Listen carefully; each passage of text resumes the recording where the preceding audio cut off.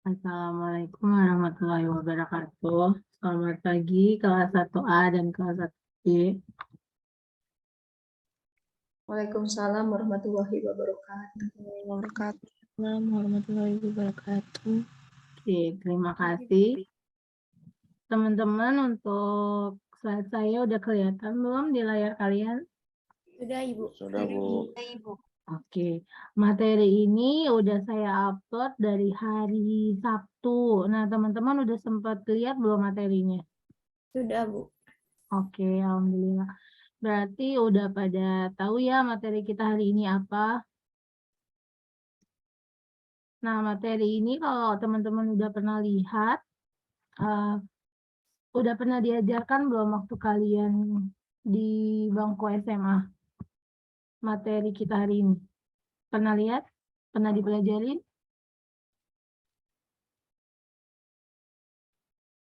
Gimana nih kok nggak ada responnya? Kalian pernah ingat nggak pernah belajar materi ini? Bu, tapi udah lama kalau saya. Nggak apa-apa, tapi kan pernah ya, jadi maksudnya Bu, pernah. Logaritma sama eksponensial, Bu. Betul, berarti nggak asing-asing banget ya untuk materi ini.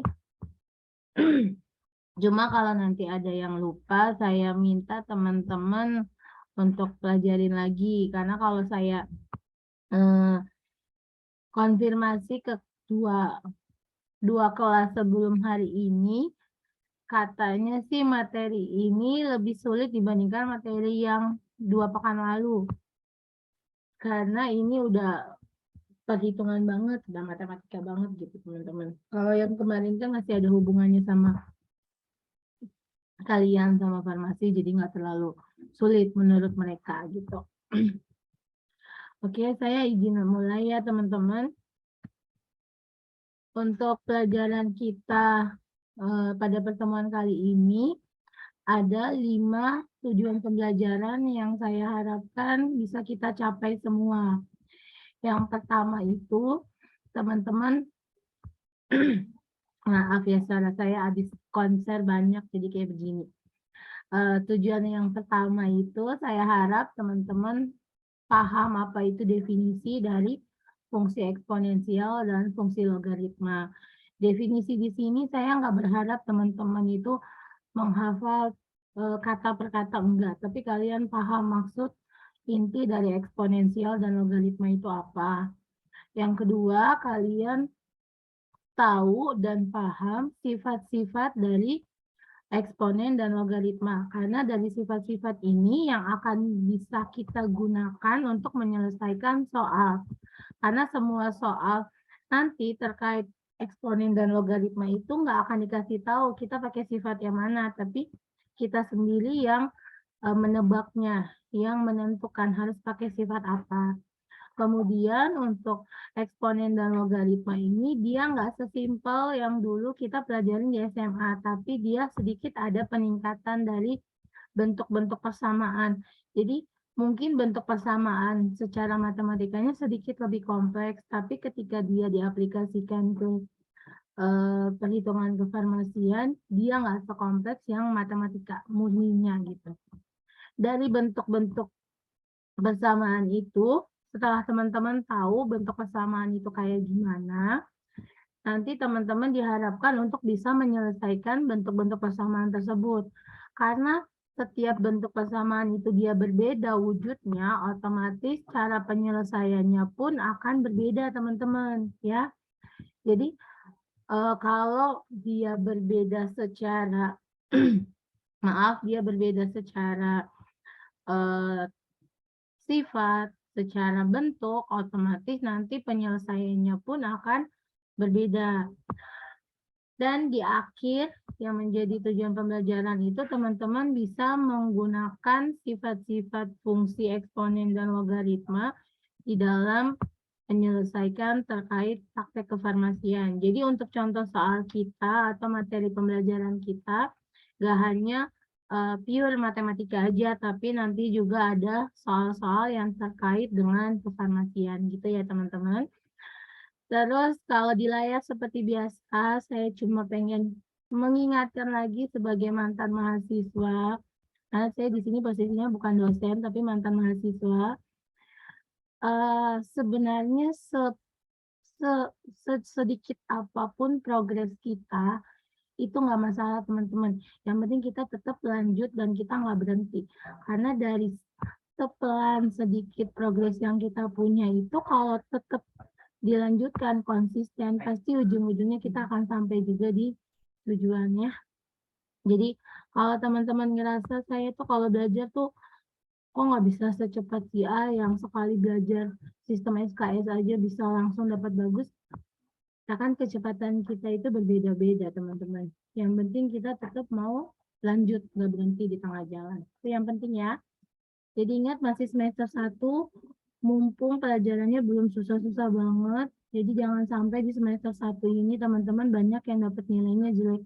Karena dari awal kalau nilainya udah jelek, kedepannya akan sulit teman-teman. Kemungkinan akan nambah waktu lagi untuk belajar. Gak enak loh nambah waktu lagi untuk belajar ya. Oke. Itu sedikit reminder dari saya sebagai mantan mahasiswa. Saya langsung mulai aja teman-teman pelajaran kita hari ini. Yang pertama terkait fungsi eksponensial dulu nih teman-teman. Briefing sebentar. Fungsi eksponen sama fungsi logaritma ini sebenarnya dia sering dipakai untuk menggambarkan peristiwa pertumbuhan ataupun peluruhan teman-teman. Pertumbuhan di sini kalau hubungannya sama farmasi itu bisa pertumbuhan bakteri. Kalau berhubungan sama manusia, pertumbuhan manusia.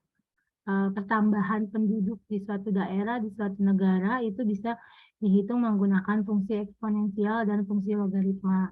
Kalau peluruhan di sini ya bisa berarti peluruhan agen-agen radiofarmasi kalau di dalam farmasi. Perjalanan obat di dalam tubuh, menghitung order reaksi obat itu juga menggunakan fungsi eksponensial dan fungsi logaritma. Kalau dulu waktu SMA itu materi ini dia judulnya itu bilangan berpangkat, akar, dan logaritma kalau di SMA. Nah, kalau untuk kita di jenjang S1 ini dia judulnya hanya eksponensial dan logaritma. Kenapa? Karena eksponensial dan akar itu dia masih satu sifat. Jadi akar itu bisa diubah menjadi eksponen. Eksponen bisa diubah menjadi akar. Jadi dia dijadiin satu pembahasan aja. Kemudian teman-teman untuk reminder kalian aja deh. Kan kita ngomongnya eksponensial, bahasa kerennya di matematika. Kalau bahasa sehari-hari atau bahasa gampangnya eksponensial itu bisa kita bilang bilangan berpangkat, teman-teman. Contoh nih, kalau misalnya saya nanya ke kalian 5 pangkat 3 itu penulisannya kayak gimana? Ada yang masih ingat? 5 pangkat 3? 5 kali 5 kali 5. 5 kali 5 kali 5. Nah, sebenarnya penulisan 5 pangkat 3 itu adalah bagian dari eksponen. Jadi eksponen itu nama lainnya bilangan berpangkat. Ya. Jadi 5 itu disebut bilangan pokok, terus 3 itu disebut pangkatnya. Jadi kalau 5 pangkat 3 ya berarti 5 dikalikan dengan dirinya sendiri sebanyak 3 kali. 3 kali. Itu hanya sedikit, alhamdulillah, sedikit reminder dari saya untuk teman-teman. Alhamdulillah. Maaf, saya lanjutkan. Yang berikutnya kita langsung mempelajari terkait sifat-sifat dari eksponensial.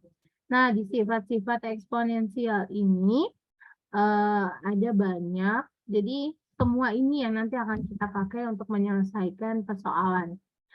Tetapi di sini mungkin saya nggak akan ngebahas panjang banget teman-teman, hanya sebagai reminder kalian aja.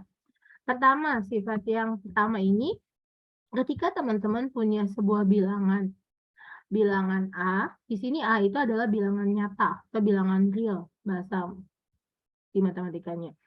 Jadi sebuah bilangan real dipangkatkan dengan Y, kemudian dikalikan dengan bilangan yang sama, tetapi dia pangkatnya berbeda, pangkatnya Z, maka itu kalian bisa menyederhanakannya dengan bilangan A dipangkatkan Y tambah Z. Jadi kalau di eksponen perkalian itu berubah menjadi penjumlahan. Sedangkan kalau pembagian berubah menjadi pengurangan. Tetapi teman-teman di sini perhatikan, itu nilai bilangan pokoknya adalah sama-sama A. Ketika dia sudah berbeda, bukan A dengan A, otomatis sifat 1 dan sifat 2 ini nggak berlaku. Itu ya. Jadi kemarin di kelas sebelah ada pertanyaan, Bu, gimana kalau dia bukan A? Yang satu A, yang satu B. Masih berlaku nggak sifatnya? Enggak. Contohnya, misalnya teman-teman punya 5 pangkat 2 dikali 5 pangkat 4. Ya, berarti teman-teman tinggal dijumlahkan aja 5 pangkat 6. Jadi 2 tambah 4. Kalau ini dibagi, ya tinggal teman-teman kurangi 5 pangkat 2 dibagi 5 pangkat 4, artinya 5 pangkat 2. min 2, karena kan 2 dikurangi 4, min 2. Tetapi ketika sebuah bilangan A sudah dipangkatkan dengan Y, dan dipangkatkan lagi nih teman-teman. Jadi proses pemangkatannya itu ada 2 kali. Maka untuk pangkatnya kita kalikan. Si Y dengan Z-nya kita kalikan. Contoh, teman-teman sudah punya bilangan 3 berpangkat 2. Tetapi dipangkatkan lagi 3.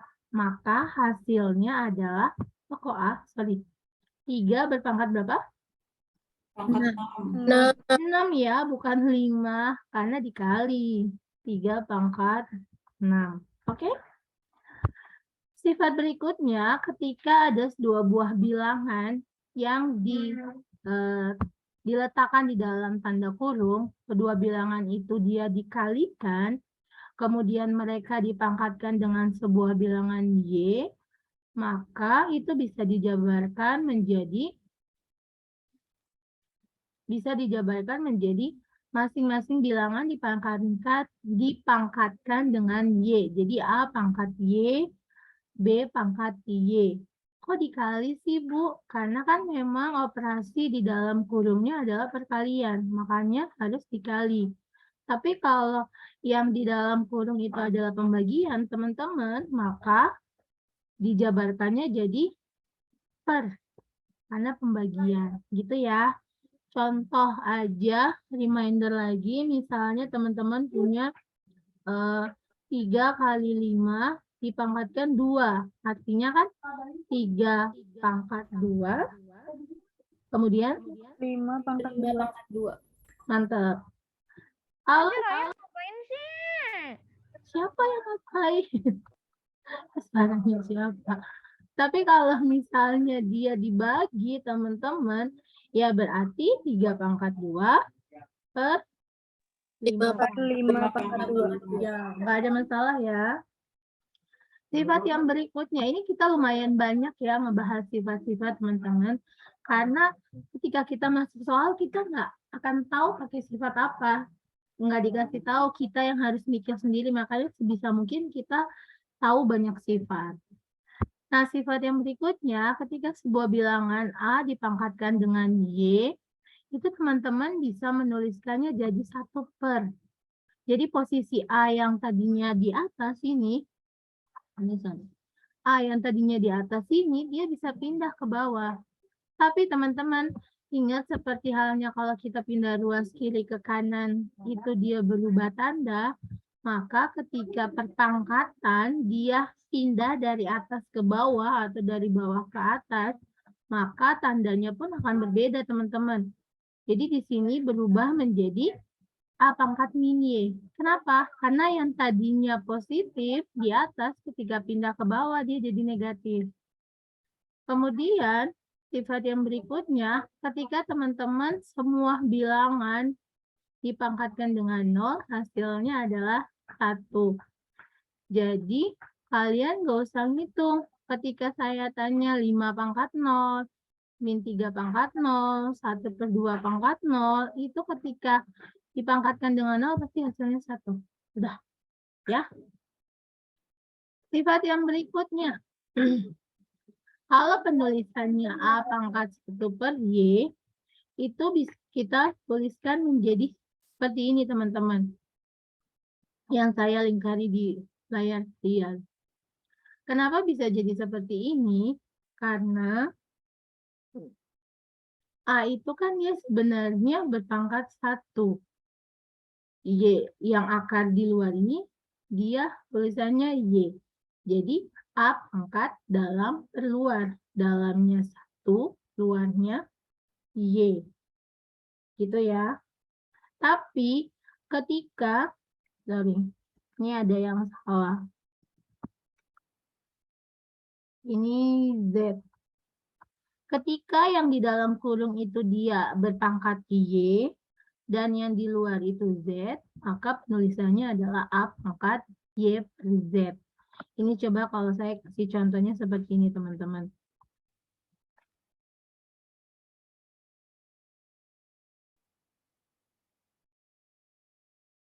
Kalau seperti ini penulisannya jadi gimana, teman-teman? 3 pangkat berapa? 3/3.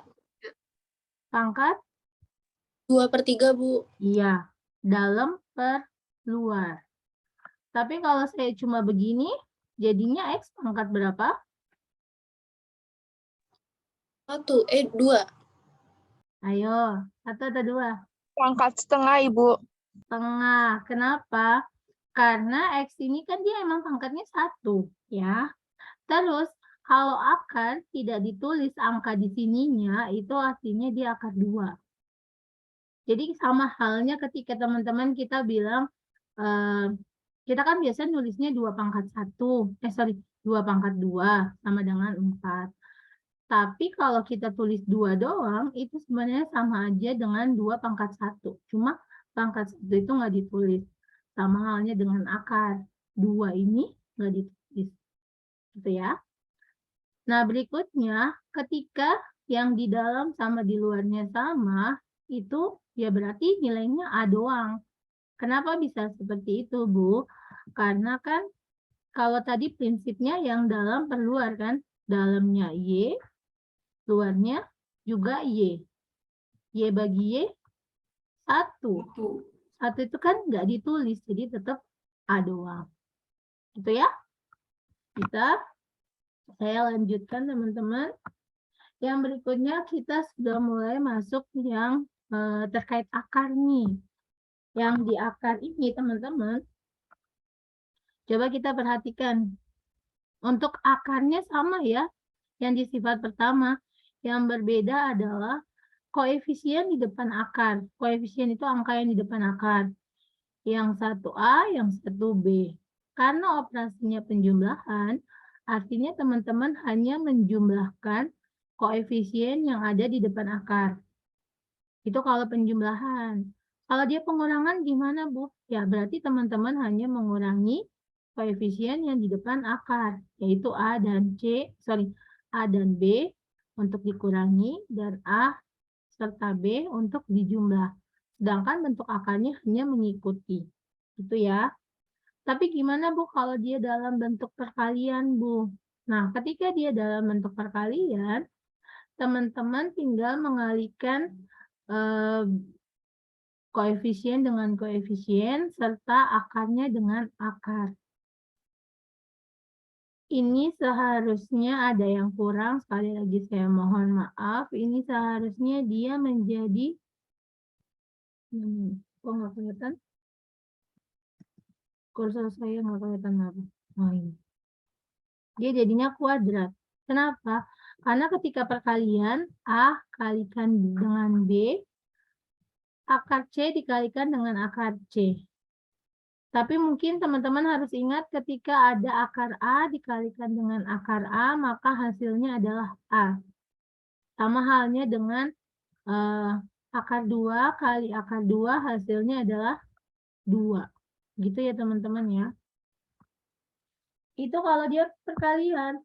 Nah, ketika misalnya dia ada sebuah pecahan di dalam akar, itu sebenarnya bisa teman-teman sederhanakan dengan cara teman-teman pisahkan satu-satu. Jadi akar A-nya dipisah, akar B-nya juga dipisah, gitu ya. Kalau dia perkalian gimana, Bu? Sama. Kalau yang tadi pembagian bisa dipecah, maka yang perkalian pun bisa dipecahkan satu-satu. Ini hanya penulisan lain. Ini tidak berarti rumus baru, tapi hanya penulisan yang berbeda. Terus kemudian gimana, Bu, kalau misalnya ada bentuk seperti sifat yang ke-6 ini? Berarti teman-teman lihat, dia kan akarnya sama ya, sama-sama Y akarnya. Nah, itu bisa teman-teman sederhanakan menjadi A per B, untuk koefisiennya dipindahkan ke depan. Kemudian akarnya kita jadiin satu penulisan aja. Jadi akar dari C per D. Dan yang terakhir teman-teman, ini sebenarnya berhubungan sama sifat kita di slide sebelumnya. Ketika sebuah, saya balik lagi dulu. Ketika sebuah bilangan A berpangkat Y, itu kan bisa ditulis jadi 1 per A pangkat min Y, karena dia turun ke bawah kan. Nah, kalau yang tadinya dia negatif di atas, ketika dia turun ke bawah, ya berarti dia berubah menjadi positif pangkatnya. Oke? Ada yang mau dikonfirmasi dulu nggak teman-teman sebelum saya lanjut? Masih aman? Oke, saya lanjut. Yang berikutnya, kita mempelajari lagi terkait rasionalisasi bentuk akar. Ini sudah pernah teman-teman pelajarin, kita hanya reminder lagi. Ketika teman-teman punya sebuah bilangan pecahan, tapi dia berbentuknya akar untuk penyebut, maka dia harus disederhanakan dulu dengan cara dirasionalisasikan. Rasionalisasi akar itu dengan mengalihkan akar sekawan, teman-teman. Jadi misalnya teman-teman punya A per akar B. Maka kita kalikan dengan sekawan. Sekawannya siapa? Akar B sama akar B. Yang atas akar B, yang bawah akar B. Kemudian ini kan artinya perkalian pecahan. Kalau teman-teman ingat, dulu waktu sekolah perkalian pecahan itu kan berarti atas kali atas, bawah kali bawah. A kali akar B, A akar B. Akar B kali akar B, B. Ya, masih ingat kan ya? Terus gimana kalau bentuknya A per B plus akar C? Maka sekawan itu adalah kebalikan dari penyebutnya. Di sini kan penyebutnya B plus akar C. Maka kita ganti B min akar C, B min akar C. Atas kali atas, bawah kali bawah. Berarti atasnya siapa? A. Dikalikan B min akar C. Dah. Bawah kali bawah. Ini berubah bentuk menjadi B kuadrat min C. Nanti akan saya jelaskan caranya. Terus kalau bentuknya A per B min akar C gimana, Bu? Sekawan adalah kebalikan dari ini. Jadi B plus akar C, B plus akar C. Sama atas kali atas, bawah kali bawah. Terus kalau dia dua-duanya bentuk akar gimana, Bu? Berarti sekawannya adalah tandanya berbeda. Kalau di sini plus, maka sekawannya adalah min. Kalau di sini min, sekawannya adalah plus. Terus gimana, Bu? Sama atas kali atas, bawah kali bawah. Cuma mungkin saya mau reminder ke teman-teman. Contohnya yang ini nih, teman-teman. Ketika dikalikan, kenapa bisa berubah menjadi B kuadrat min C? Itu kalau kita ingat, teman-teman dulu pernah diajarin yang namanya kali pelangi nggak? B kali B, Pernah. nah, B kali B, B kuadrat kan? Iya. B kali min akar C, min, B akar C. pinter. Akar C kali B, B akar C. pinter. B akar C. Akar C kali min akar C, Min C. min C. Ada yang bisa kita coret nggak, teman-teman? Ada. Min B akar C sama B akar C. Itulah kenapa dia hasilnya menjadi B kuadrat min C. Bisa? Nah, terus Bu, kok yang di bawahnya beda sih Bu? Misalnya yang ini nih, yang akar B tambah akar C kali akar B tambah akar C. Kenapa hanya berubah bentuk menjadi B min C, Bu? Caranya sama, teman-teman. Akar B tambah akar C, akar B min akar C. Teman-teman kalikan pelangi lagi. Akar B kali akar B, B. akar B B. kali min akar C, B. min akar BC. BC. Dikalikan plus Plus akar BC. Dikalikan Min min C. C. Ini ternyata dicoret kan? Ya. Jadi Iya. tersisa B min C. Gampangnya nih teman-teman, gampangnya kalau dia dua bentuk yang sama tapi hanya berbeda plus sama min, teman-teman tinggal kalikan depan sama depan, belakang sama belakang. Itu kalau Ibu ngajarin gampangnya. Akar B kali akar B kan B. Akar C kali min akar C, min C. Udah, itu lebih gampang dibandingkan teman-teman harus ngali pelangi lagi. Tapi kalau emang kalian lebih suka dikali pelangi, ya nggak apa-apa. Kan yang penting kalian paham. Ini kita masih belajar sifat, teman-teman. Kita belum masuk ke persamaan. Untuk sifat dulu ada yang mau dikonfirmasi?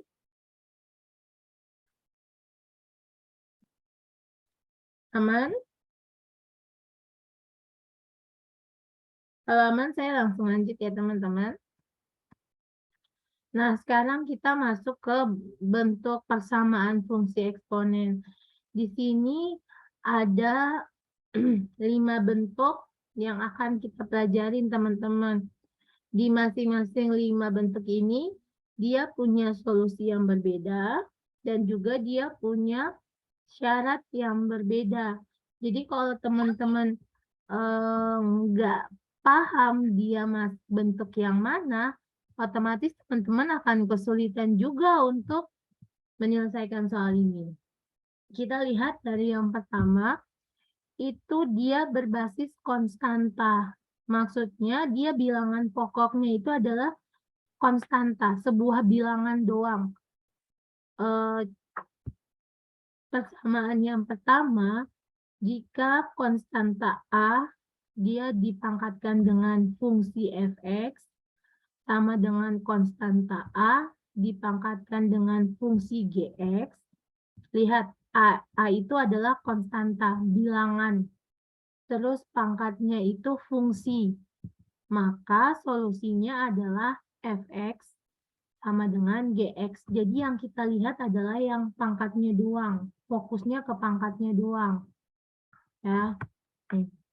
Fokusnya ke pangkatnya doang. Contoh soalnya seperti ini, teman-teman. Dia hanya berupa konstanta ya. 3 pangkat 2x sama dengan 3 pangkat misalnya x min 4. A di sini kan dia konstanta. Sama kan? 3 doang kan? Terus pangkatnya adalah fx. Kalau udah ada fx, gx itu berarti fungsi. Bu, bedanya konstanta sama fungsi apa? Kalau konstanta itu cuma bilangan doang. Mau positif, mau negatif, mau pecahan, bilangan doang. Tapi kalau fungsi itu udah ada x, udah ada variabel x. Itu namanya fungsi. Ya. Katanya kan hasilnya itu adalah fx sama dengan gx. Jadi gimana penyelesaiannya menurut kalian? 2x sama dengan x min 4. Cakep. Berarti 2x sama dengan x min 4. Next, bagaimana? 2x min x kan pindah ruas, Bu, sama dengan min 4. Next. Hasilnya x sama dengan min 4. Yes. Jadi kalau dalam bilangan pokoknya masih konstanta, teman-teman, hasilnya itu H1.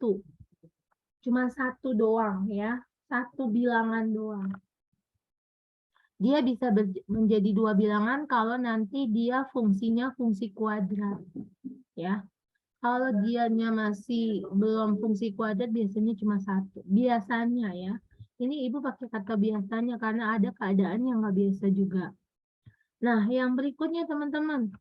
Persamaan yang kedua. Ketika dia konstanta juga, tapi yang kiri sama yang kanannya beda. Yang kirinya A, yang kanannya B.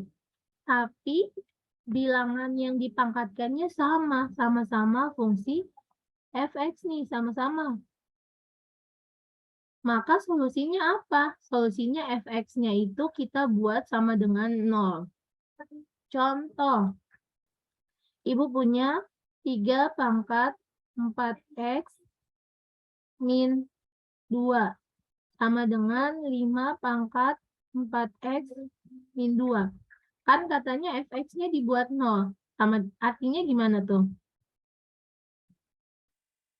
4x Dikali min X 2 jadi sama sama dengan dengan 0. bingung nggak? Enggak kan ya? Masih aman kan? Aman, Bu. Berarti 4x sama dengan 2. 2 karena min 2-nya pindah ruas.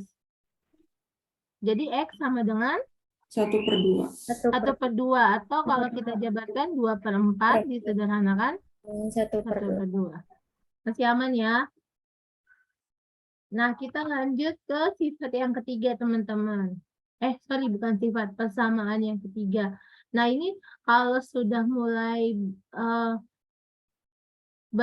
berbasis fungsi, dia agak sedikit kompleks. Jadi, tolong diperhatikan baik-baik.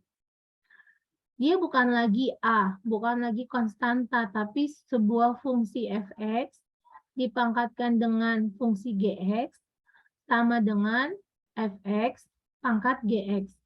Jadi kalau teman-teman lihat baik-baik, bilangan basisnya yang di bawah itu sama-sama, tapi dia berupa fungsi. Nah, yang berbeda adalah yang dipangkatkannya itu loh. Yang atasnya itu 1 gx, yang satunya hx. Oke. Nah, di sini dia ada 4 solusinya. Maksudnya 4 solusi apa? Jadi kalau teman-teman ketemu bentuk yang seperti ini, teman-teman, maka kalian selesaikan soal ini dengan 4 tahap. Tahap pertama, ketika Ibu bilang dia punya 4 solusi, dia punya 4 tahap, artinya kalian harus menyelesaikan semua. Bukan kalian pilih salah satu, tapi semuanya harus diselesaikan, harus dilakukan. Tahap pertama, gx dibuat sama dengan hx. Tahap kedua, fx dibuat sama dengan 1. Tahap ketiga, fx dibuat sama dengan min 1. Tetapi ketika fx sama dengan min 1, ada syarat yang harus kalian penuhi. Syaratnya apa? Gx dan hx-nya harus sama-sama genap atau sama-sama ganjil. Kalian harus pahami kalimat di sini, sama-sama genap, sama-sama ganjil. Jadi gx dan hx hasilnya itu dua-duanya harus genap atau hasilnya dua-duanya harus ganjil. Kalau ada satu genap, satu ganjil, tidak terpenuhi. Tidak boleh, karena nggak sesuai sama syarat. Tahap keempat, fx-nya harus dibuat sama dengan 0.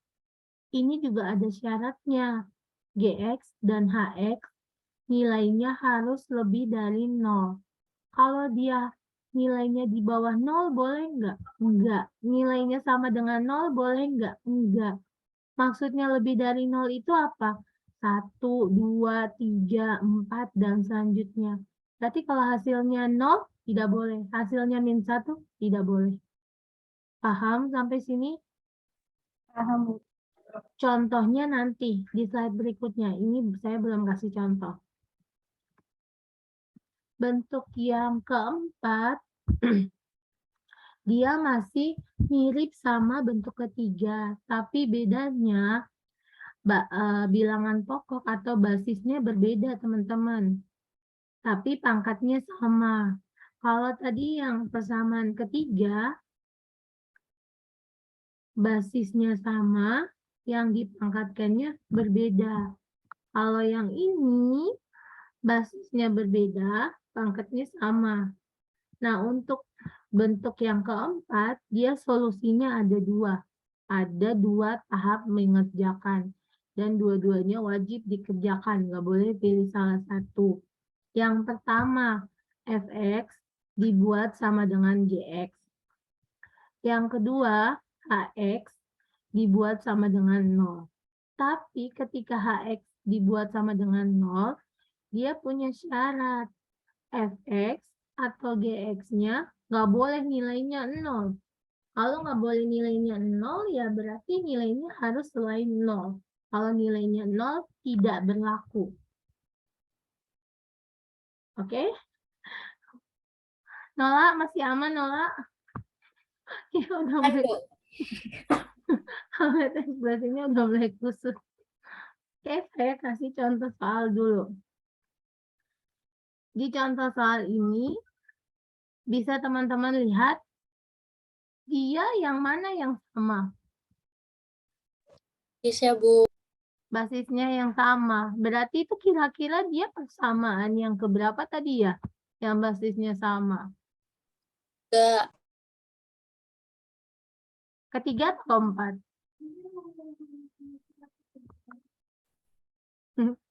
Kayaknya yang ketiga.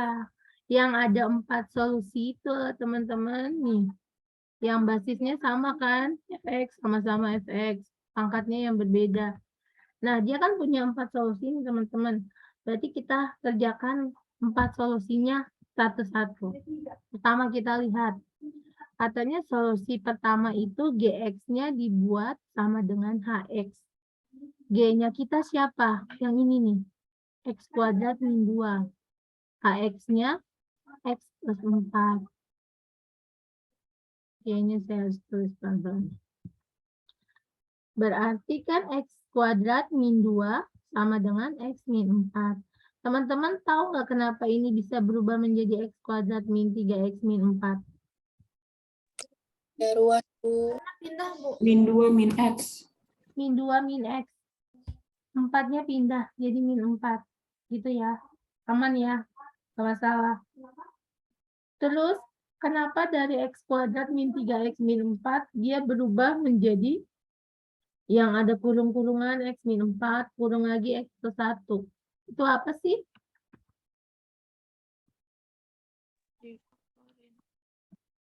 Apa nggak dengar? Ini namanya apa? Kuadrat difaktorik. Karena dia persamaan kuadrat, maka dia harus difaktorkan. Betul. Tapi ada yang masih ingat nggak cara memfaktorkan X kuadrat min 3X min 4 sama dengan 0? Kenapa bisa dapetin angka kayak gini? Gimana caranya itu?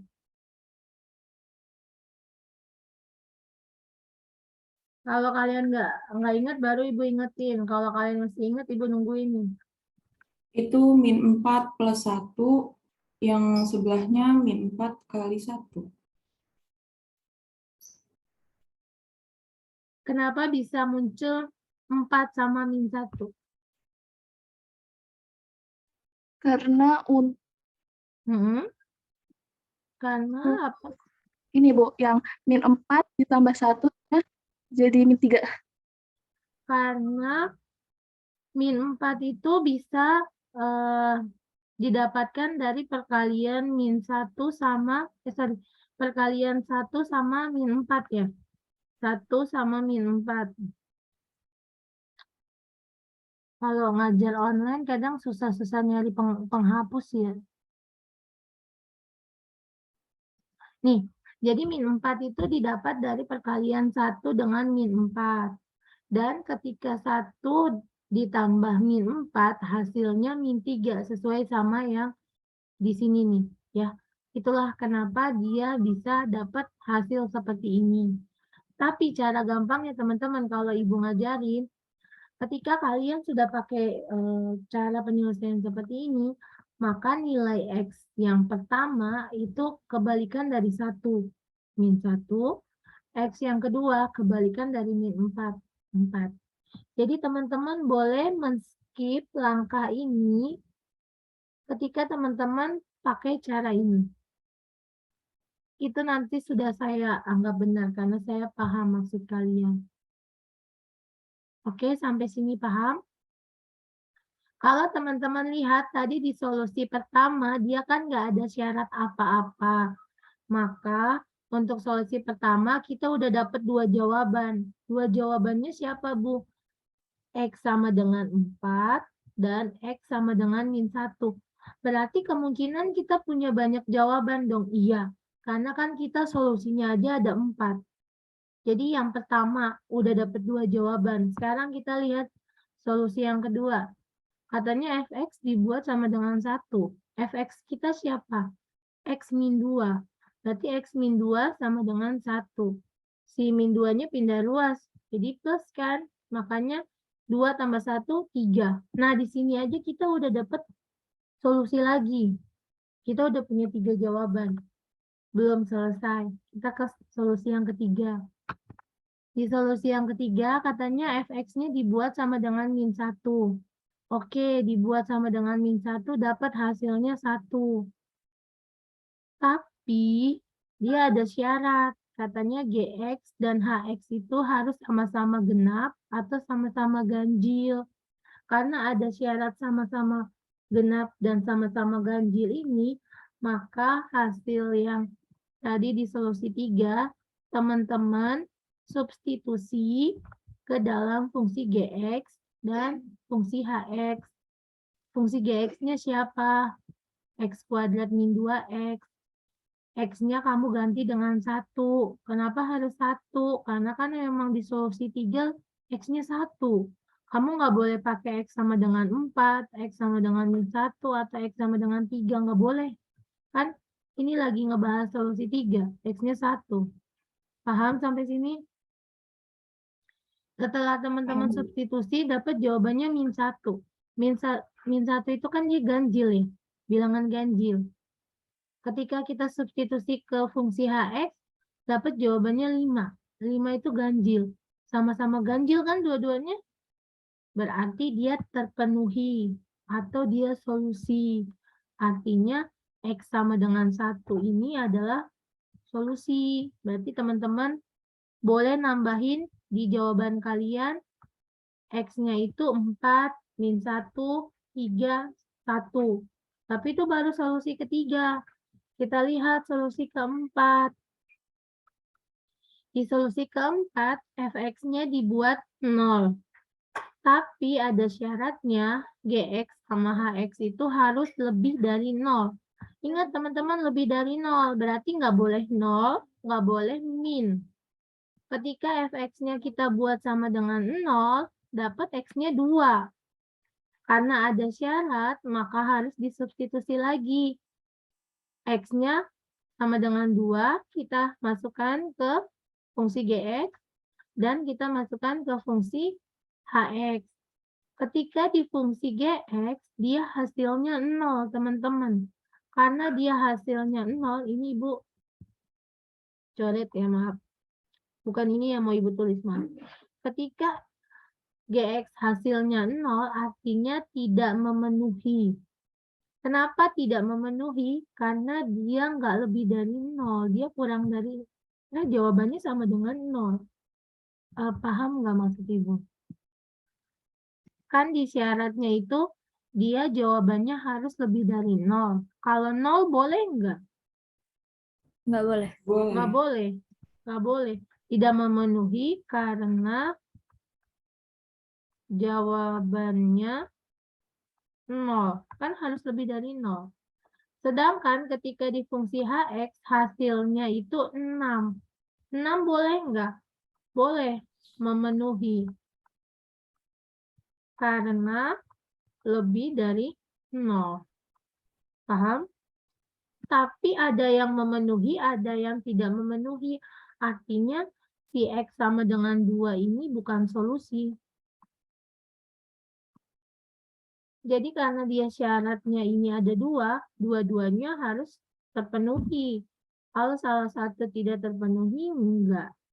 Berarti jawaban penyelesaian untuk pertanyaan kita ini hanya X sama dengan 4, X sama dengan min 1, X sama dengan 3, dan X sama dengan 1.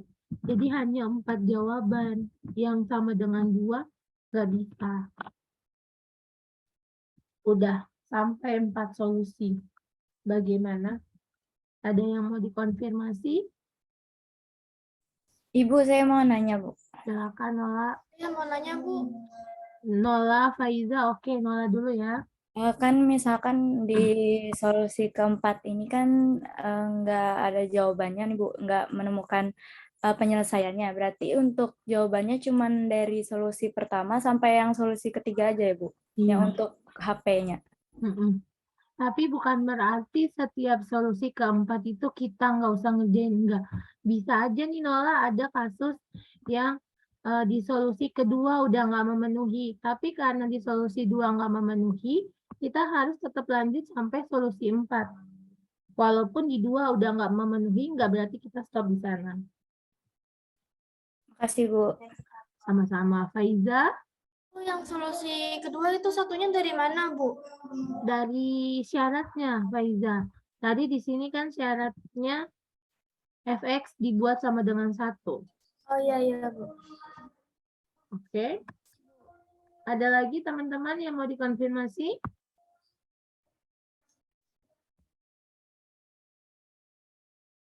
Masih aman? Oke. Nah, bentuk terakhir, bentuk kelima, itu adalah ketika kesamaan eksponen itu berbentuk penjumlahan, teman-teman.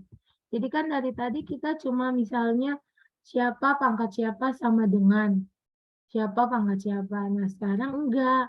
Tapi A pangkat fx ditambah A pangkat gx sama dengan C. Tapi enaknya untuk fungsi penjumlahan ini, dia bukan fungsi basisnya, tapi dia adalah konstanta untuk basis. Yang fungsi itu hanya perpangkatannya doang, fx sama gx. Nah, cara menyelesaikannya, ini enggak berarti ada 3 cara ya teman-teman, enggak. Beda sama yang sebelum-sebelumnya dikasih harus ada 4 step sama 2 step. Tapi kalau untuk yang berbentuk penjumlahan ini, dia ngasih tahu kalian clue, ngasih tahu kalian petunjuk, kasih tahu kalian cara. Cara untuk menyelesaikan soal ini, pertama teman-teman uraikan bentuk eksponennya jadi bentuk yang mirip dengan menggunakan sifat-sifat eksponen yang sudah kita pelajari sebelumnya. Misalnya seperti ini, gitu ya. Ini hanya contoh aja. Kemudian, langkah selanjutnya, teman-teman pakai permisalan. Jadi dibuat permisalan untuk variabel-variabel yang mirip. Setelah itu, baru teman-teman selesaikan permisalannya tadi dan disubstitusi lagi ke fungsi awal. Nih, kayaknya kita langsung ke contoh soal aja. Kalau contoh soal saya yakin teman-teman lebih paham. Oke, misalnya nih teman-teman, kita diminta menentukan solusi dari 2 pangkat X plus 1 ditambah 2 pangkat X min 1 sama dengan 0. Langkahnya teman-teman jabarkan dulu, teman-teman uraikan untuk yang fungsi-fungsi yang apa sih dia agak panjang. Contohnya 2x, 2 pangkat x plus 1. Itu kan bisa diganti menjadi 2 pangkat x kali 2 pangkat 1. Ingat sifat eksponen yang di awal. Kan kalau basisnya sama terus dikali, itu kan yang kita jumlahin pangkatnya kan. Makanya ini bisa jadi gini nih. Bingung nggak? Ada yang masih bingung nggak sebelum saya lanjut?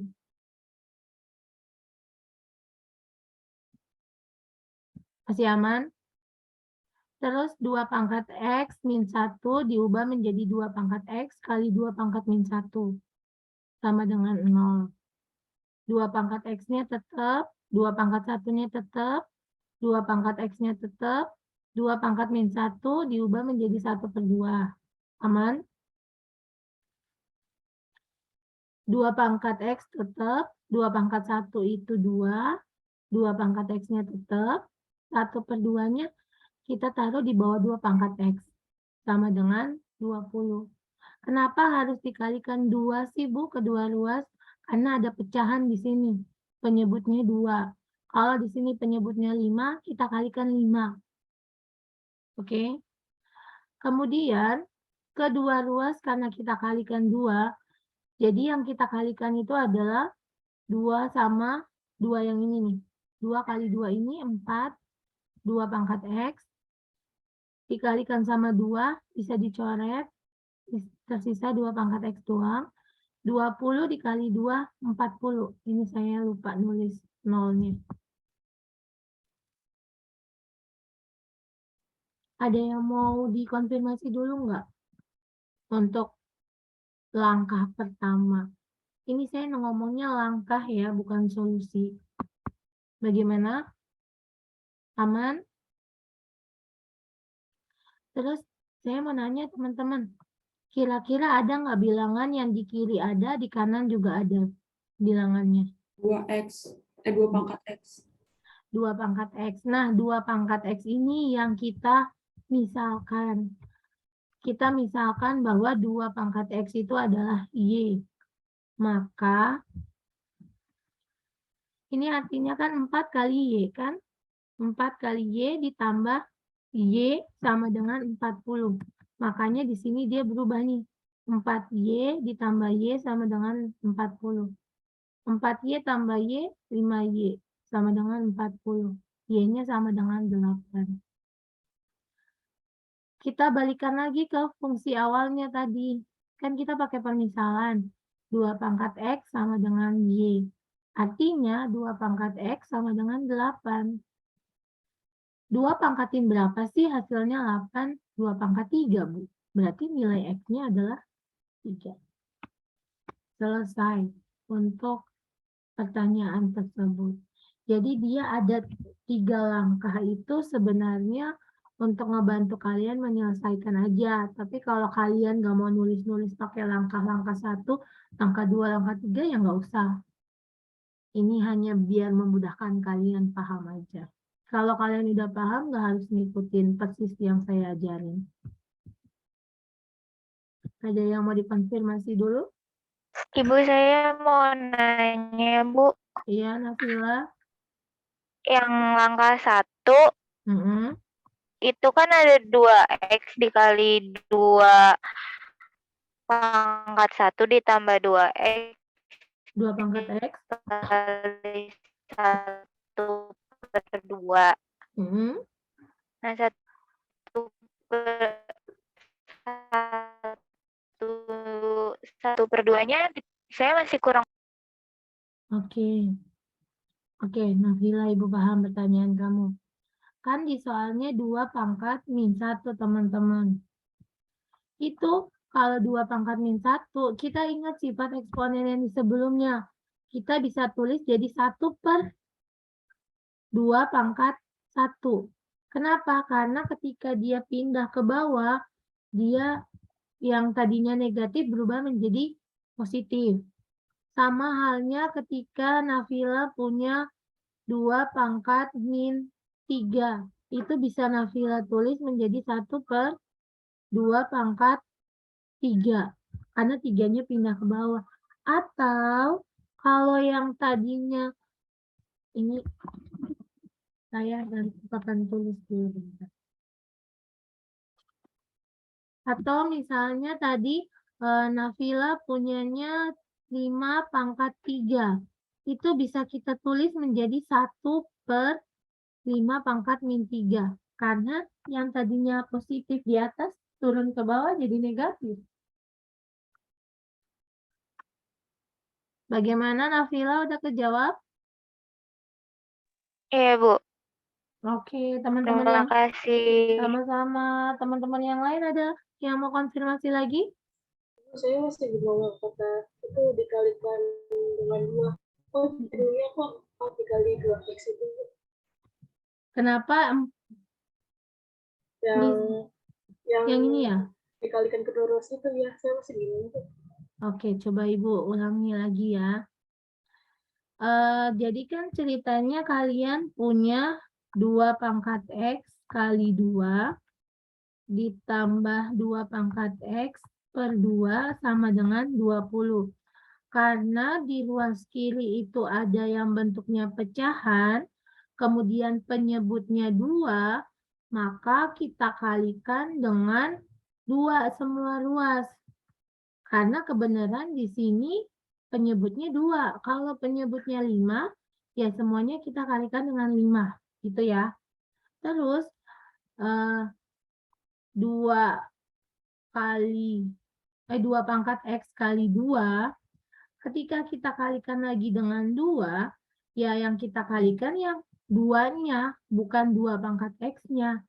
Ibaratnya tadi kalau misalnya 2 pangkat X itu sama dengan A, kan kayak 2A, kita kalikan lagi dengan 2, hasilnya berapa? 4A kan? Iya, makanya di sini dia hasilnya 4 kali 2 pangkat X. Terus, 2 pangkat X per 2 kita kalikan dengan 2. Bisa kita coret. Makanya dia hasilnya 2 pangkat X. 20 kali 2, 40. Gitu. Bagaimana, Nis? Yang mengerti pikiran saya semuanya harus 2X itu juga dikaliin 2. Enggak. 2-nya 2. Yang asli. Iya. Ibu boleh nanya satu lagi nggak? Silakan. Itu yang slide yang sebelumnya yang Ini? substitusi nilai X. Yang ini Nafila atau yang mana?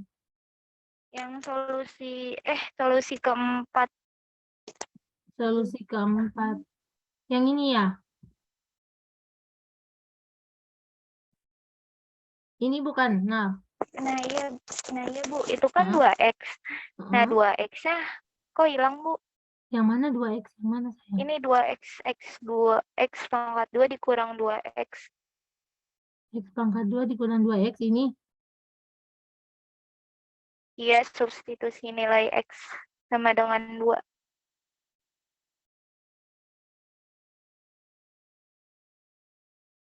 Yang substitusi nilai X sama dengan 2 ke fungsi Gx, Bu. Iya, Bu. 2-nya hilang. Iya kok itu jadi 2 2 dalam kurung 2, Bu. Bentar. Hasil solusi keempat X-nya sama dengan 2. Kita substitusi ke fungsi Gx. Fungsi Gx itu kan X kuadrat min 2X. Artinya semua X-nya kita ganti dengan 2. 2 pangkat 2, X ini 2 pangkat 2 dikurang 2 kali 2. 2 pangkat 2, 4. 2 kali 2, 4. 4 kurang 4, 0. Yang Nafila bilang hilang yang mana ya? Oh, jadi 2X-nya keganti jadi 2 ya, Bu? Iya, semua yang ada X itu kita ganti dengan 2. Iya, Bu. Terima kasih. Sama-sama. Ada lagi teman-teman?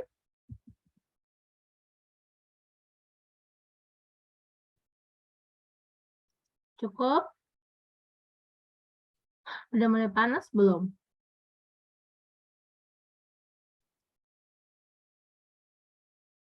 Masih bisa ya, kita sampai jam 9.40 ya. Tapi masih ada logaritma, jadi ditahan aja ya. Karena kalau kita berhenti sekarang, logaritmanya nggak kebahas. Kayaknya kalau kalian agak belajar sendiri, nanti nggak ada yang bisa ditanya-tanyain ya. Jadi kita lanjut aja dulu ya, apa-apa ya.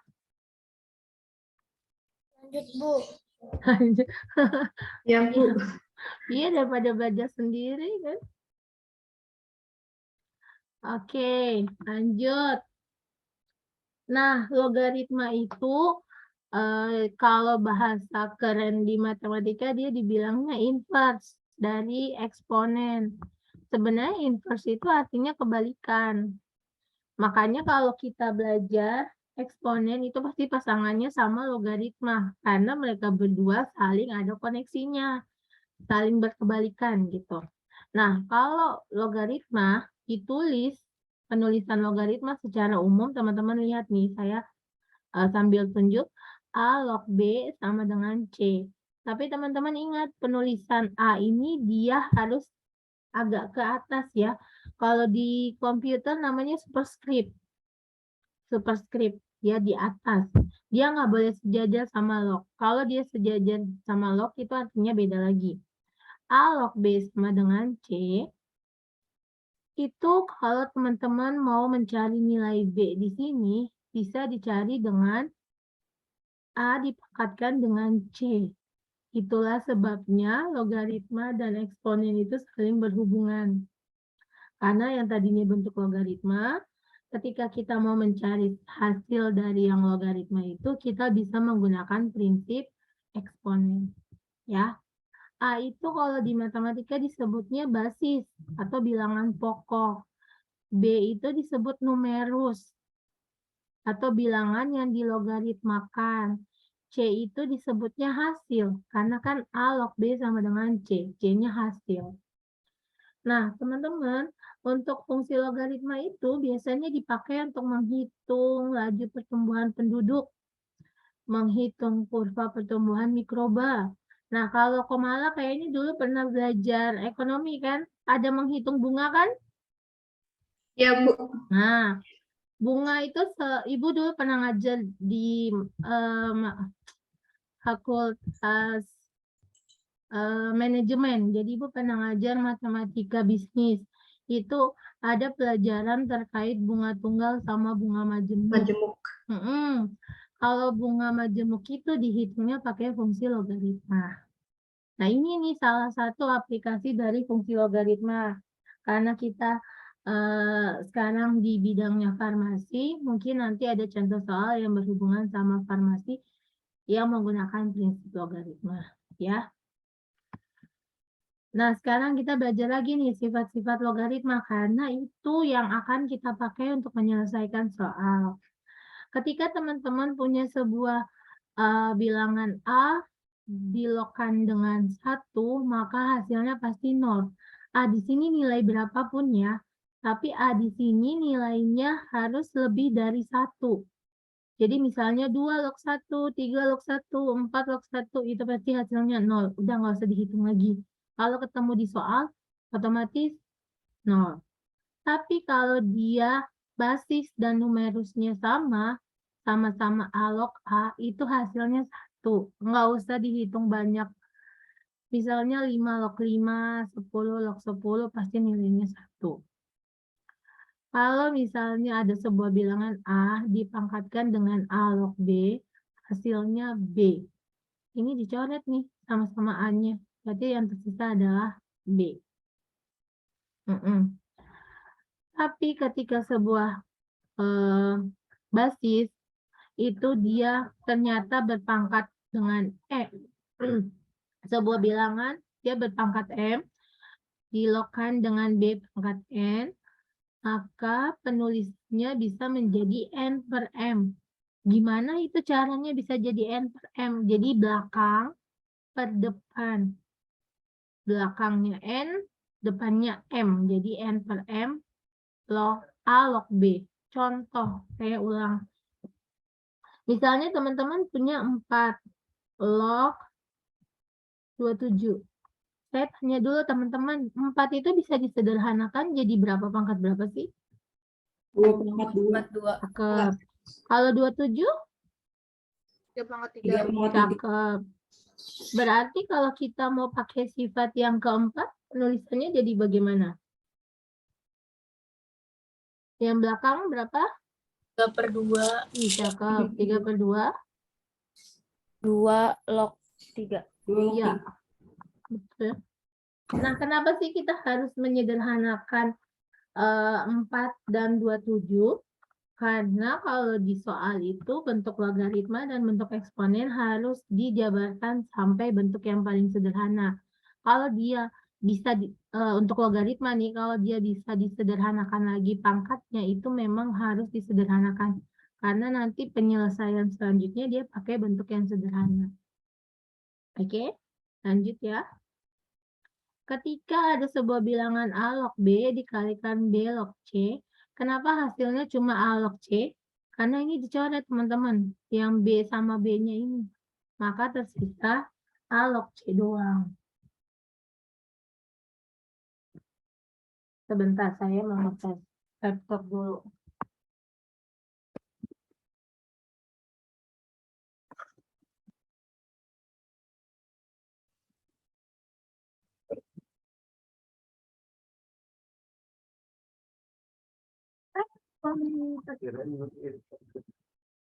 Jadi gantiin tempat ya. Besok boleh ya?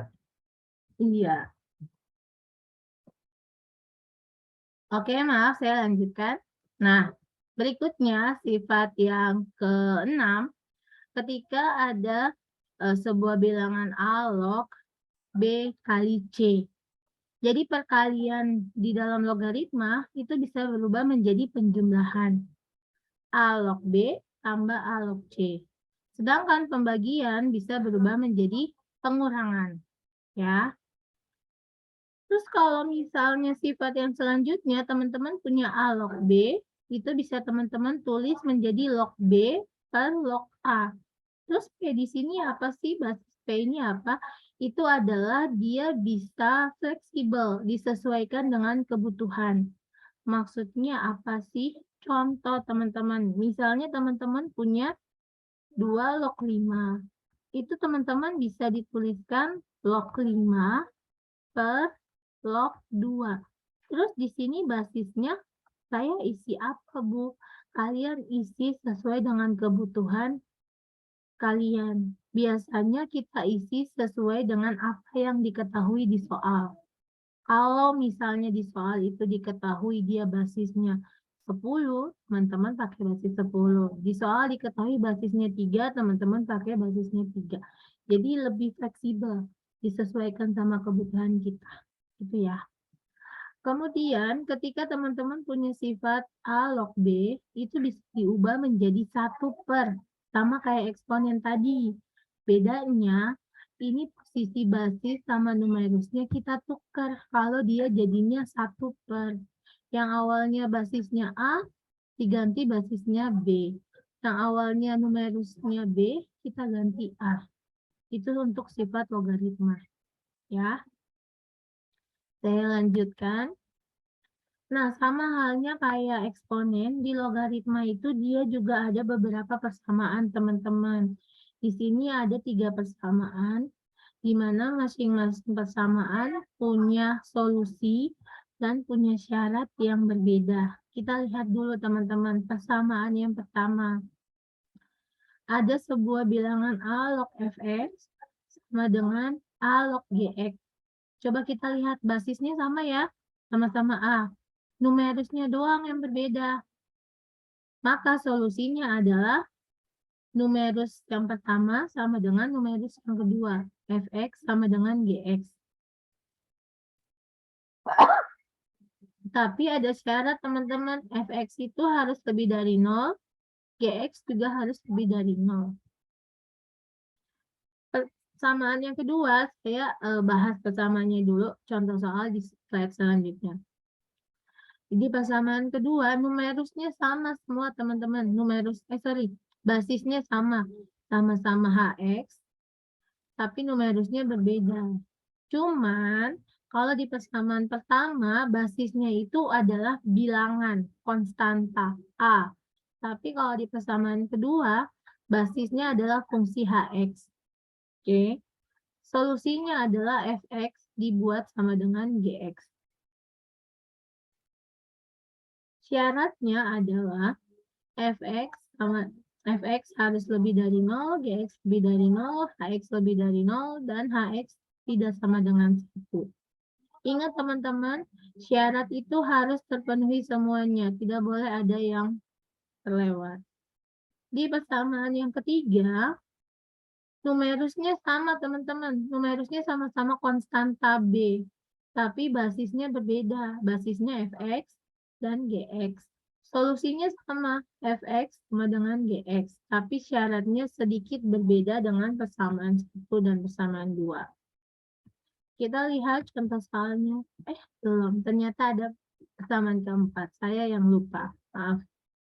Di persamaan yang keempat, yang sama adalah numerusnya teman-teman. Tapi numerusnya itu adalah fungsi hx. Basisnya berbeda, tapi basisnya bukan lagi konstanta, fungsi fx dan fungsi gx. Maka solusinya ada dua teman-teman. Solusi yang pertama, fx dibuat sama dengan gx. Fungsi yang kedua, hx dibuat sama dengan 1. Tapi syaratnya juga ada. Silahkan teman-teman lihat nih. Syarat yang harus terpenuhi. Bu, panjang banget syaratnya. Iya, mohon maaf. Bukan ibu yang menentukan.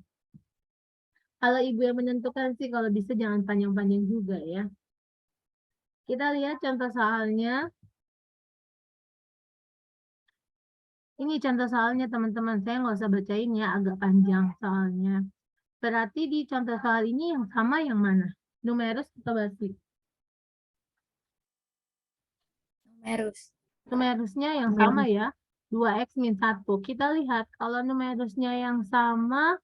Oh, langsung nih numerusnya sama berarti yang persamaan keempat. Ya kan? Fx sama dengan gx dan hx sama dengan 1. Oke, kita lanjut. Berarti kita udah tahu pertama, langkah pertama itu adalah fx sama dengan gx. Fx kita siapa? 2x kuadrat min 3x plus 1. Gx-nya x kuadrat plus 2x min 5. Ya kan, udah. Semua ruas kita pindahin ke kiri. 2x kuadrat tetap, min 3x tetap, 1 tetap. X kuadrat pindah, min x kuadrat, 2x pindah, min 2x, min 5 pindah, plus 5 sama dengan 0. Karena di kanan udah nggak ada siapa-siapa lagi. Paham ya?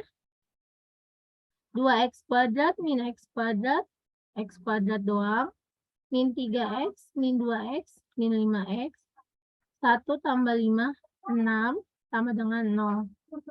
Ini teman-teman sama, kita keluarkan lagi kayak tadi. 6 itu kalian berapa sama berapa, yang ketika dijumlah hasilnya min 5. Bisa ya? Udah ketemu, X-nya sama dengan 2 dan X sama dengan 3. Masalahnya teman-teman, tadi syaratnya itu kan HX harus lebih dari 0. Fx lebih dari 0. Tapi Fx itu nggak boleh 1. Artinya Fx itu lebih dari 1, 2, 3. Gx itu harus lebih dari 0. Tapi Gx juga nggak boleh 1, berarti 2, 3, 4 gitu ya. Nah, kita lihat. Karena ada syarat itu, artinya teman-teman substitusi dulu nih. Nilai X sama dengan 2 ke fungsi Gx, fungsi Fx, sama fungsi Hx. Ya. Ternyata ketika disubstitusi, Fx itu dapatnya 3. Gx dapatnya 3. Hx dapatnya 3. Terpenuhi ya. Karena kan semuanya di atas 0. Terpenuhi, nggak masalah. Terus sekarang yang X-nya sama dengan 3. Kita substitusi lagi ke Fx, ke Gx, ke Hx. Dapatnya 10, 10, 5. Terpenuhi ya. Berarti untuk langkah pertama nilainya udah dapat 2. X sama dengan 2 dan X sama dengan 3. Kita lanjut ke langkah kedua. Karena kan dia punya 2 solusi ya. Di langkah kedua itu katanya Hx-nya dibuat sama dengan 1. Oke, kita lanjutin. Hx-nya 2x min 1 sama dengan 1. Berarti setelah kita kerjakan proses matematikanya, didapat X-nya 1. Ingat, kita punya syarat. Berarti kita cek lagi X sama dengan 1 ke fungsi Fx, Gx, sama Hx. Ketika di fungsi di fungsi Fx, dapatnya 0. Enggak boleh. Karena kan tadi dia harus lebih dari 0. Berarti enggak memenuhi. Ketika di Gx, dia hasilnya min 2. Nggak boleh juga. Karena kan GX nggak boleh 0, nggak boleh 1, harus lebih dari 0. Ketika di HX, dia nilainya 1. Memenuhi sih, tapi kan F sama G-nya enggak. Karena ada yang nggak memenuhi, berarti untuk di step 2, di langkah 2 ini nggak masuk. Paham nggak teman-teman? Jadi semuanya harus terpenuhi. Kalau ada yang nggak terpenuhi, dia nggak masuk jadi solusi. Artinya solusi kita itu cuma dari langkah 1 doang, yaitu X sama dengan 2 dan X sama dengan 3. Ada pertanyaan?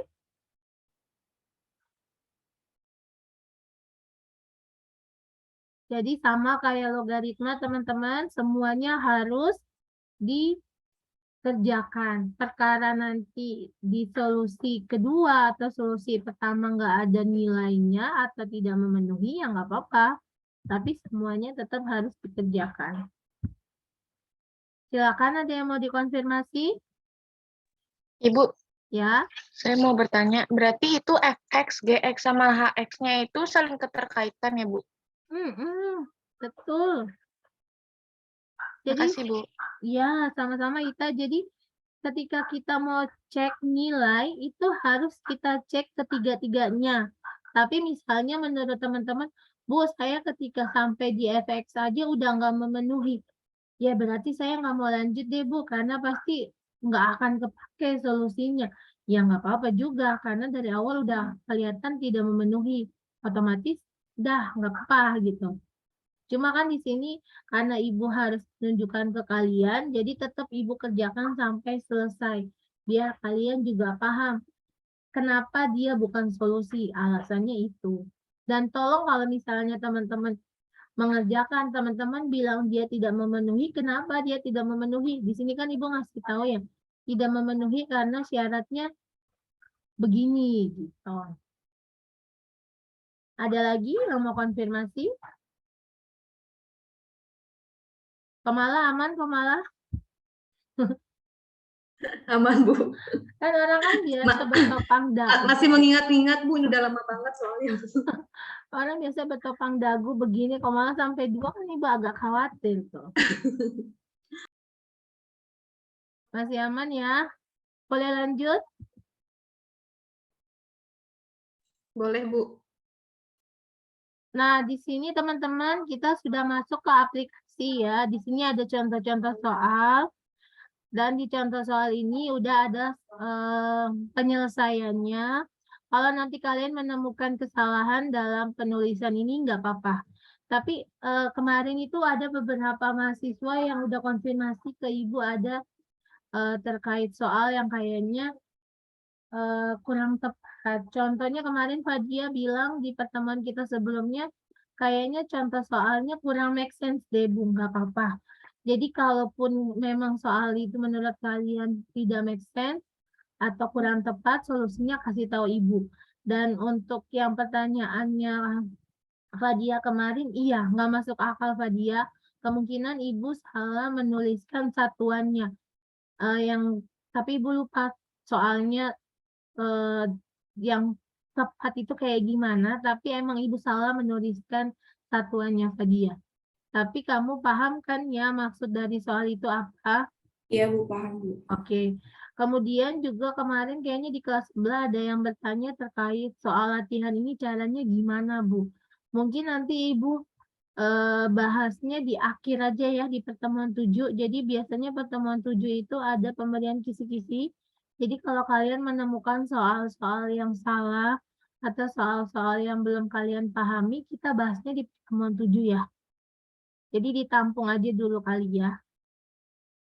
Nah, di sini teman-teman lihat ada aplikasi-aplikasi untuk fungsi eksponen dan logaritma yang sudah Ibu cantumkan penyelesaiannya juga. Ini tolong nanti kalian pelajarin secara mandiri. Ketika ada yang mau kalian konfirmasi, kita di pertemuan 7 ya, konfirmasinya semua terkait soal-soal yang mana yang mau kalian konfirmasi. Mungkin Ibu mau membahas di contoh yang terakhir, teman-teman. Contoh ke-8 sama contoh ke-9. Di contoh ke-8 sama contoh ke-9 ini kita menggunakan aplikasi dari logaritma dan eksponen terhadap perhitungan farmasi. Kalian diminta untuk menentukan pH. pH dari suatu larutan yang memiliki konsentrasi ion H+ sebesar 2 kali 10 pangkat min 4. Dikasih tahu bahwa log 2 itu adalah 0,3. Kalian menghitung pH, itu rumusnya adalah min log H+. Berarti min log H+ kalian siapa? 2 kali 10 pangkat min 4. Oke. Berarti kan ini kita kalikan satu-satu teman-teman. Kalikan ke dalam. Kayak kali pelangi tadi. Min log 2. Min log 10 pangkat min 4. Oke. Min log 2-nya tetap. Ini kan kalau perkalian itu kan berubah menjadi penjumlahan ya. Min log 10 pangkat min 4 tetap.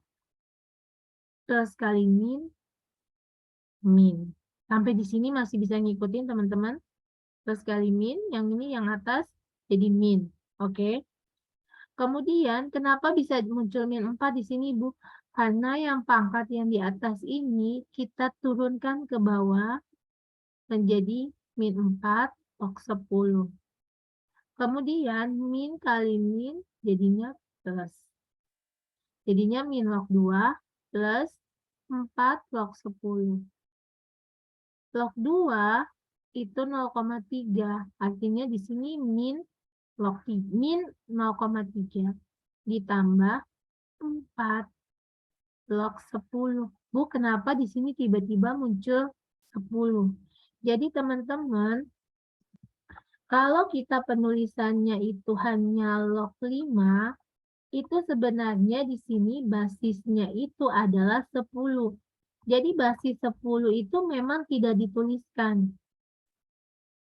Sama halnya kayak kita tadi 10 pangkat 1. Orang itu jarang menulis pangkat 1. Orang hanya menulis 10. Akar juga kita kan biasanya nulisnya begini ya. Misalnya akar 2. Itu padahal di sini tuh ada angka 2 lagi. Tapi nggak kita tuliskan. Sama halnya dengan basis 10, dia tidak dituliskan, jarang dituliskan. Artinya kalau Ibu cuma nulis log 10, itu basisnya 10. Nah, tadi kita belajar sifat logaritma, A log A sama dengan 1. Makanya di sini 10 log 10 sama dengan 1. 4 kali 1, 4. Jadi min 0,3 tambah 4 hasilnya 3,7. pH untuk nomor 8 ini. Kalau pH-nya 3,7 masuknya asam atau basa ya? Asam. Ini pH-nya asam. Bagaimana teman-teman? Ada yang mau dikonfirmasi? Mungkin terkait perhitungan ya, jangan terkait farmasinya. Ibu nggak bisa jawab. Bu, saya mau nanya, Bu. Ya. Bu, ini kenapa tanda kali jadi tanda plus, Bu? Kenapa? Apa? Perkaliannya jadi plus? Iya, yang perkalian jadi tanda plus. Kenapa, Bu, itu, Bu? Kalau di sifat logaritma kan tadi kita perkalian logaritma itu bisa berubah menjadi penjumlahan kan? Kalau pembagian bisa berubah menjadi pengurangan. Oh, siap, Bu. Iya. Aman teman-teman? Aman, Bu. Aman, alhamdulillah. Nah, yang di K9-nya itu dibalik teman-teman. Yang tadinya diketahui yang tadinya diketahui ion H+, ditanya pH, yang di sini diketahui pH-nya, tapi yang ditanya ion H+. Berarti teman-teman tinggal gunakan prinsip yang sama. Kalau pH-nya tadi kan min log H+. Di sini diketahui pH-nya 6. Oke. Min log H+ tetap.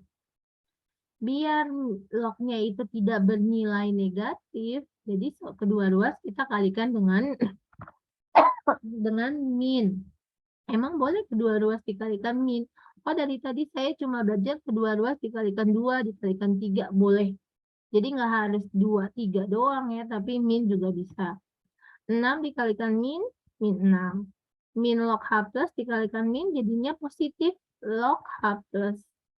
Bu, ini kenapa bisa dari min 6 dia jadi log 10 pangkat min 6? Ini Ibu kasih tahu caranya. Alasannya kenapa dia bisa begitu.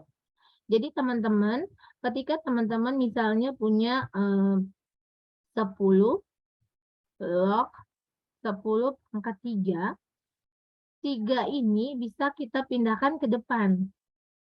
Ingat yang sifat berapa tadi yang Ibu lupa, yang misalnya kiri kanannya berpangkat, kalau nggak salah, bentar, A pangkat M, log B pangkat N. Kan berarti N per M, A log B. Ya kan ada sifat logaritma, cuma Ibu nggak ingat urutannya keberapa. Nah ini bisa kita tuliskan menjadi 3 per 1. 1 di mana, Bu? Kan ini sebenarnya 10-nya pangkat 1 kan? 10 log 10. Paham? Katanya 10 log 10 itu hasilnya 1. Makanya dia hasilnya 3 doang. Nah ini juga sama teman-teman. Min 6 itu asalnya dari sini. Ingat kalau nggak ditulis basisnya 10. 10 log 10 pangkat min 6. Min 6-nya Ibu turunkan ke depan.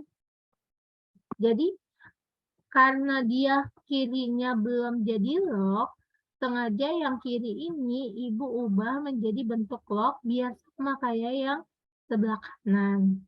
Karena dia udah sama-sama log, itu artinya H plusnya itu nilainya adalah 10 pangkat min 6. Jadi ion H plus konsentrasinya 10 pangkat min 6. Bingung nggak teman-teman? Bingung, Bu. Di bagian mana kita?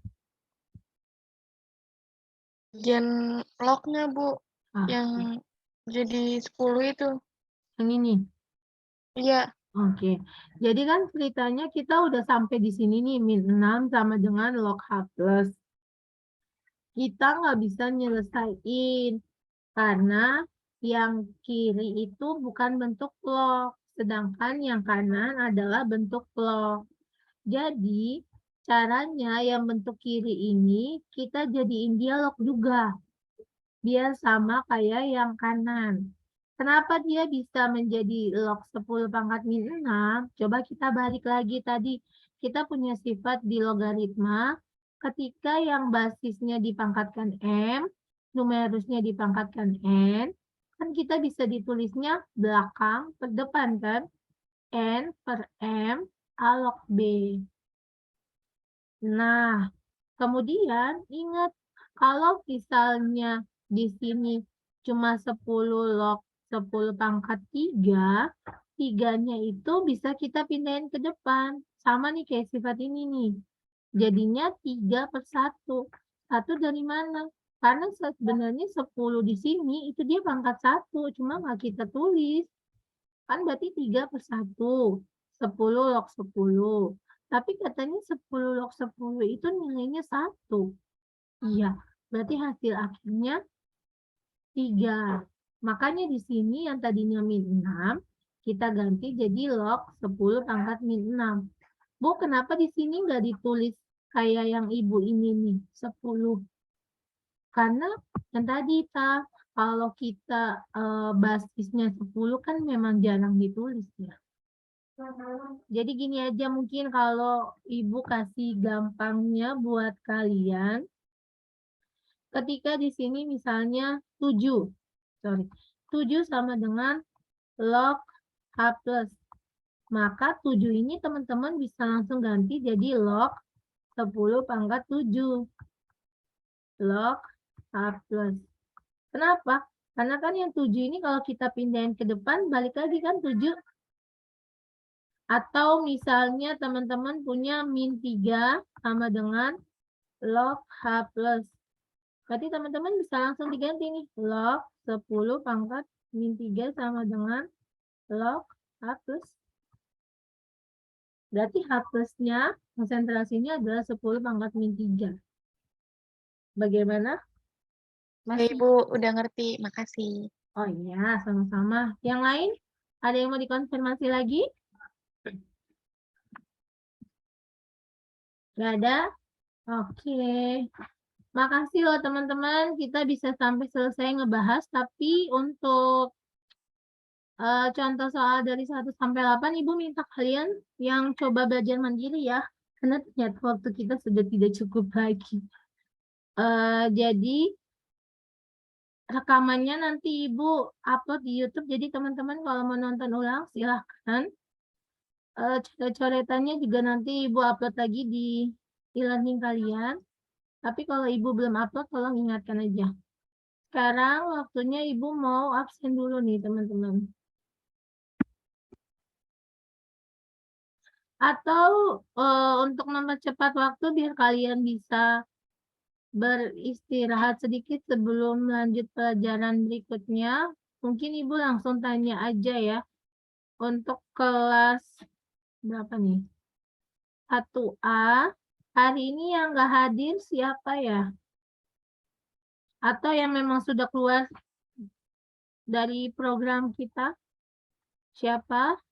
Tolong PJ-nya atau teman-teman yang lain dibantu. Naila Hanifah. Sebentar. Naila. Bentar. Mungkin barengan kali. No, pinjam tempat no.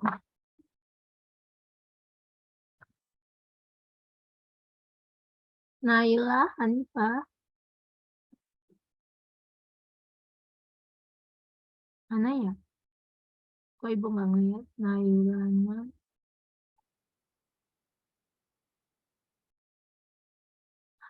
Cuma Naila Hanifah aja? Sama Triwidya, Bu. Sama Triwi. Triwidya. 2? Ya.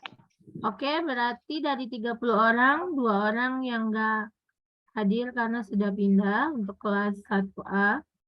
Sebentar lagi proses. Teman-teman, kita udah pertemuan kelima ya. Berarti kita tinggal 2 pertemuan lagi nih sebelum UTS. Kelas 1B siapa nih? Sumaya sama Anissa Fadila. Siapa? Sumaya. Sumaya. Sebentar. Kayaknya tadi kelihatan. Sumaya sama Anissa Fadila. Anissa Fadila. Berarti dari 31 orang, 2 orang yang nggak ada. Jadi hanya totalnya 29.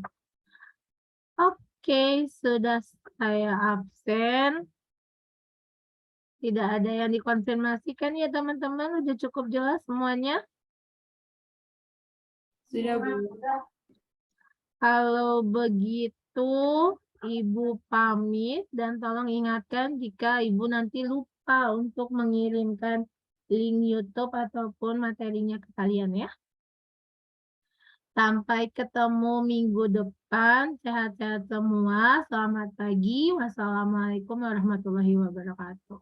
Waalaikumsalam warahmatullahi wabarakatuh. Terima kasih, Ibu. Sama. Makasih, Bu. Iya, sama-sama.